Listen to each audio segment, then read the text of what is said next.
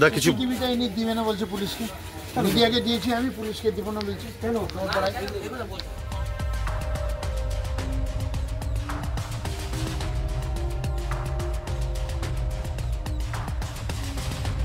তো কি বলা যাবে, বুঝতেই পারছি না কি বলবো।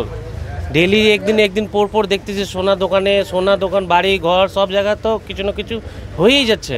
কি চাইছেন আপনারা? আমরা নিরাপত্তা চাইছি আর কি। পুলিশের নজরদারি কতটা আছে দাদা মনে হয়? ইনার তো সবসময় দেখি আসা যাওয়া করেনি, ওটার মধ্যে কি করে হয়ে যাচ্ছে, এটা তো মেন রোড, কি বলবো আর।